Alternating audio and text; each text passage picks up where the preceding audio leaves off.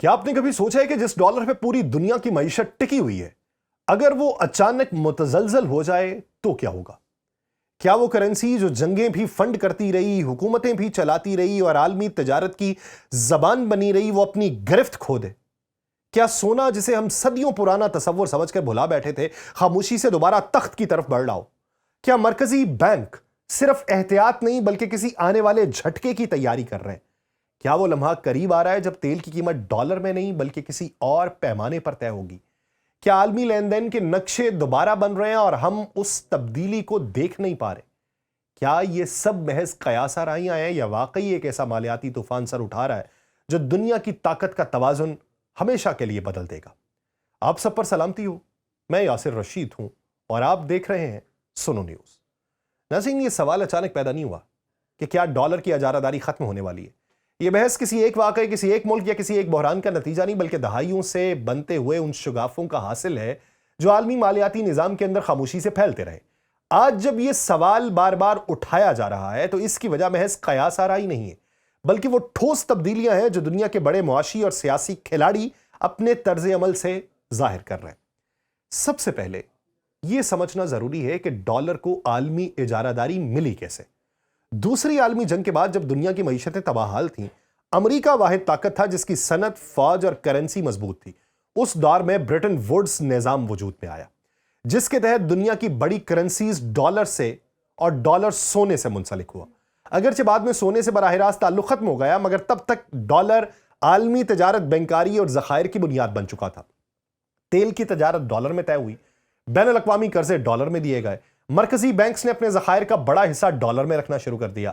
لیکن یہی وہ مقام تھا جہاں ڈالر کی طاقت آہستہ آہستہ ایک پولیٹیکل ویپن میں تبدیل ہونے لگی۔ امریکہ نے مالیاتی نظام پر اپنے اثر و رسوخ کو سفارتی دباؤ، پابندیوں اور مالی نگرانی کے لیے استعمال کیا۔ جن ممالک نے امریکی پالیسی سے اختلاف کیا ان پر ڈالر تک رسائی محدود کر دی گئی، بینکنگ چینلز بند کر دیے گئے، عالمی مالیاتی نظام سے جزوی یا مکمل طور پہ الگ تھلگ کر دیا گیا۔ اور یہی وہ نقطہ ہے جہاں بہت سے ممالک نے پہلی بار یہ سنجیدگی سے سوچنا شروع کیا کہ اگر ڈالر ایک دن سیاسی سزا کا ذریعہ بن جائے گا تو کیا اس پر مکمل انحصار دانش مندی ہے؟ وہاں سے سونے کی طرف واپسی کی بحث نے زور پکڑا۔ سونا کوئی نئی شے تو نہیں تھا، صدیوں سے دولت کو محفوظ رکھنے کا ذریعہ تھا۔ فرق صرف یہ ہے کہ ایک طویل عرصے تک اسے غیر فعال اثاثہ سمجھا گیا جو نہ سود دیتا تھا نہ فوری منافع۔ مگر جب عالمی نظام میں غیر یقینی بڑھی، پابندیوں کا دائرہ وسیع ہوا، کرنسیز کی قدر سیاست سے جڑنے لگی، تو سونے کی وہی پرانی خوبی دوبارہ نمایاں ہوئی۔ یہ کسی ایک ملک کے کنٹرول میں نہیں ہے، اسے فریز نہیں کیا جا سکتا، یہ کاغذی وعدہ نہیں ہے، ریئل ایسٹ ہے۔ اسی لیے آج ہم یہ دیکھتے ہیں کہ دنیا کے مرکزی بینک، خاص طور پہ وہ جو مغربی بلاک سے باہر ہیں، خاموشی سے مگر مسلسل سونا جمع کر رہے ہیں۔ چین، روس، ترکی، بھارت، مشرق وسطیٰ کے کئی ممالک، یہاں تک کہ کچھ یورپی ریاستیں بھی اپنے سونے کے ذخائر میں اضافہ کر چکی ہیں۔ یہ عمل کسی وقتی خوف کا نتیجہ نہیں بلکہ ایک طویل المدت حکمت عملی کا حصہ ہے جس کا مقصد مالی خود مختاری کو مضبوط بنانا ہے۔ اس کا یہ بھی مطلب نہیں ہے کہ سونا فوراً ڈالر کی جگہ لے لے گا۔ سچ یہ ہے کہ جدید عالمی معیشت صرف سونے پہ نہیں چل سکتی۔ عالمی تجارت کی رفتار، ڈیجیٹل لین دین، فوری ادائیگیوں اور بڑے مالی بہاؤ کے لیے صرف سونا ناکافی ہے، مگر سونا ایک توازن پیدا کر رہا ہے، ایک حفاظتی دیوار بن رہا ہے جس کے ذریعے ممالک یہ پیغام دے رہے ہیں کہ وہ اپنی تمام معاشی قسمت ایک ہی کرنسی کے رحم و کرم پہ نہیں چھوڑنا چاہتے۔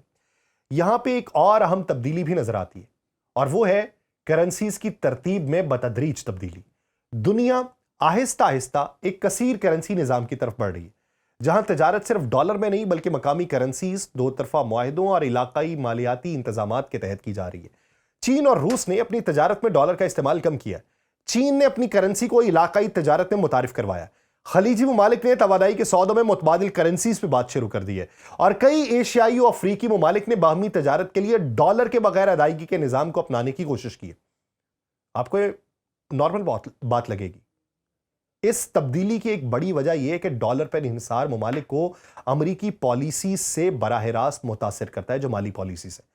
جب امریکہ سود کی شرح بڑھاتا ہے تو دنیا بھر کی معیشتیں ہلتی ہیں، قرض مہنگا ہوتا ہے، سرمایہ واپس امریکہ کی طرف کھنچنے لگتا ہے اور ترقی پذیر ممالک دباؤ میں آتے ہیں۔ اس لیے اب یہ احساس بڑھ رہا ہے کہ مالیاتی خود مختاری صرف سیاسی نعرہ نہیں بلکہ معاشی بقا کا مسئلہ ہے، اور یہی وجہ ہے کہ عالمی سطح پر متبادل ادائیگی نظام، علاقائی بینک، مشترکہ مالیاتی پلیٹ فارم، حتیٰ کہ ڈیجیٹل کرنسیز پر بھی سنجیدہ کام ہو رہا ہے۔ مقصد یہ نہیں کہ ڈالر کو ایک دن میں ختم کر دیا جائے، مقصد یہ ہے کہ اگر کسی ایک راستے پر رکاوٹ آئے تو متبادل راستے موجود ہوں۔ یہ بالکل ویسا ہی ہے جیسے کوئی ملک صرف ایک بندرگاہ پر انحصار نہ کرے بلکہ کئی راستے تیار رکھے۔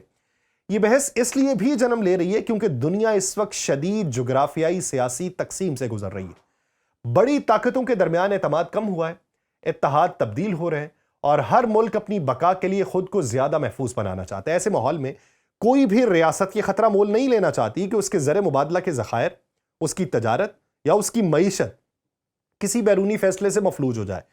یہ بات واضح رہنا چاہیے کہ ڈالر فوری طور پہ ختم نہیں ہوگا، نہ ہی سونا اکیلا اس کی جگہ لے گا۔ جو ہو رہا ہے وہ ایک تدریجی تبدیلی ہے۔ یہ ایک متوازن نظام کی طرف پیش رفت ہے جہاں طاقت ایک مرکز پہ سمٹنے کی بجائے پھیلے گی۔ دنیا ایک ایسے مالیاتی دور میں داخل ہو رہی ہے جہاں سوال یہ نہیں کہ ڈالر رہے گا یا نہیں، بلکہ یہ ہے کہ ڈالر اکیلا رہے گا یا نہیں۔ یہی وہ بنیادی نقطہ ہے جس نے اس پوری بحث کو جنم دیا۔ اگر ہم اس نقطے کو تسلیم کر لیں کہ ڈالر کی اجارہ داری فوری طور پہ ختم نہیں ہو رہی بلکہ آہستہ آہستہ کمزور ہو رہی ہے، تو اصل سوال یہ بنے گا کہ اس کے بعد خلا کیسے پر ہوگا۔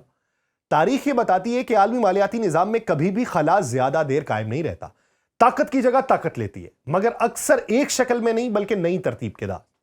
سب سے پہلے اس غلط فہمی کو دور کرنا ضروری ہے کہ ڈالر کے بعد کوئی ایک کرنسی آ کر اس کی جگہ لے لے گی۔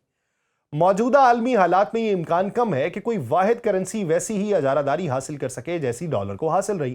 وجہ سادہ ہے کہ دنیا اب ایک قطبی نہیں رہی، جسے یک قطبی کہا جاتا ہے۔ معیشتیں بکھر رہی ہیں، طاقت کئی مراکز میں تقسیم ہو چکی ہے اور اعتماد ایک ملک کی بجائے نظام پہ رکھا جا رہا ہے۔ اسی لیے زیادہ حقیقت پسندانہ منظرنامہ ایک کثیر کرنسی نظام کا، ایسا نظام جہاں مختلف خطوں میں مختلف کرنسیز نمایاں کردار ادا کریں گی۔ مشرقی ایشیا میں چینی کرنسی، یورپ میں یورو، کچھ خطوں میں مقامی یا علاقائی کرنسیز، اور ان سب کے اوپر سونا بطور تحفظ موجود ہوگا۔ یہ ایک ایسا نظام ہوگا جو مکمل طور پہ کسی ایک ریاست کے رحم و کرم پہ نہیں چلے گا۔ چینی کرنسیز کا ذکر جو ہے وہ یہاں ناگزیر ہے کیونکہ اسے اکثر ڈالر کا ممکنہ متبادل کہا جاتا ہے۔ چین دنیا کی دوسری بڑی معیشت ہے، عالمی تجارت میں اس کا کردار مسلسل بڑھ رہا ہے اور وہ پہلے نمبر پر بھی آنے کی تگو کر رہی ہے، اور پہلے ہی وہ درجنوں ممالک کے ساتھ اپنی کرنسی میں لین دین کے معاہدے کر چکا ہے۔ چین نے ادائیگی کے متبادل نظام بھی متعارف کروائے ہیں تاکہ عالمی لین دین صرف مغربی بینکنگ چینلز تک محدود نہ رہے، مگر اس کے باوجود چینی کرنسی کو مکمل عالمی اعتماد حاصل نہیں، یہ ماننا پڑے گا۔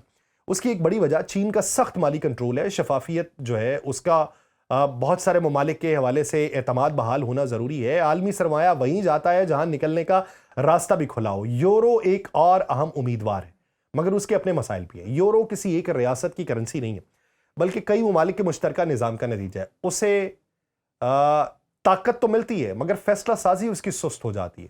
یورپ اندرونی سیاسی تقسیم، معاشی عدم توازن اور سیکیورٹی کے مسائل سے دوچار ہے۔ یہی وجہ ہے کہ یورو آج بھی ایک مضبوط علاقائی کرنسی ہے مگر عالمی اجارہ داری کے درجے تک وہ نہیں پہنچ سکی۔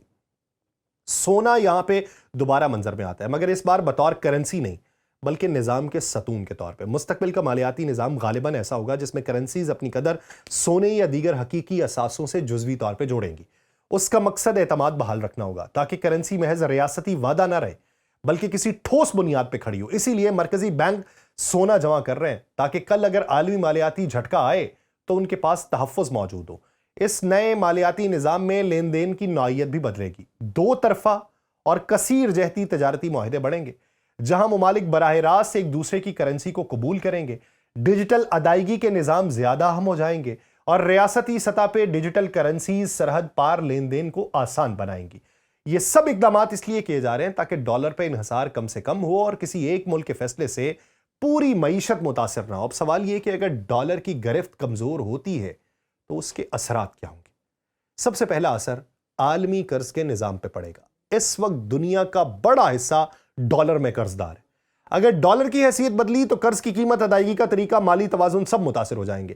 امریکہ کے لیے بھی یہ آسان نہیں ہوگا کیونکہ اس کی طاقت کا ایک بڑا ستون یہی ہے کہ وہ اپنی کرنسی میں قرض لیتا ہے اور دنیا اسے قبول کرتی ہے۔ دوسرا بڑا اثر عالمی تجارت کے اوپر پڑے گا۔ تیل، گیس، اجناس اور بڑی صنعتوں کی قیمتیں نئی بنیادوں پہ طے ہوں گی۔ قیمتوں میں وقتی اتار چڑھاؤ آئے گا، مارکیٹس غیر یقینی کا شکار ہوں گی، مگر طویل مدت میں تجارت زیادہ متوازن ہوگی کیونکہ فیصلے صرف ایک مرکز سے مسلط نہیں ہوں گے۔ پھر تیسرا اثر ترقی پذیر ممالک پہ پڑے گا۔ وہ ممالک جو اب تک ڈالر کی قلت، پابندیوں یا قرض کے دباؤ میں رہے، انہیں سانس لینے کا موقع ملے گا، بشرط یہ کہ وہ بر وقت تیاری کریں۔ اپنی کرنسی کو مستحکم کریں، سونے اور دیگر ذخائر بڑھائیں، علاقائی تجارت کو فروغ دیں، مالی نظم و ضبط قائم کریں، اور جو ممالک یہ نہیں کریں گے وہ نئے نظام میں بھی کمزور ہی رہیں گے۔ اس تبدیلی سے فائدہ وہ ممالک اٹھا سکتے ہیں جو خام مال، توانائی یا اہم جغرافیائی محلے وقوع رکھتے ہیں۔ اگر وہ اپنی تجارت کو متنوع بنائیں، مختلف کرنسیز میں لین دین سیکھیں، مالی خود مختاری کو ترجیح دیں، تو وہ عالمی سودے بازی میں بہتر مقام حاصل کر سکتے ہیں۔ ایشیا، مشرق وسطیٰ، افریقہ اور لیٹن امریکہ، اس کے کئی ممالک اس سمت میں قدم بڑھا چکے ہیں۔ یہ بات واضح ہے کہ دنیا کسی ایک کرنسی کے خاتمے سے نہیں بلکہ ایک نئے توازن کی طرف بڑھ رہی ہے۔ یہ تبدیلی ہنگامی نہیں ہے، تدریجی ہے، جو پہلے بتا چکا ہوں، اور اس میں اصل طاقت ہے۔ جو ریاستیں اسے وقت پہ سمجھ لیں گی وہ فائدے میں رہیں گی، جو پرانے نظام سے چمٹی رہیں گی وہ نئے دور میں پیچھے رہ جائیں گی، اور یہی وہ حقیقت ہے جو آج عالمی مالیاتی بحث کے مرکز میں کھڑی ہے اور جس پہ بہت سے ممالک کو توجہ دینے کی ضرورت ہے۔ مجھے دیجیے اجازت، اللہ نگہبان۔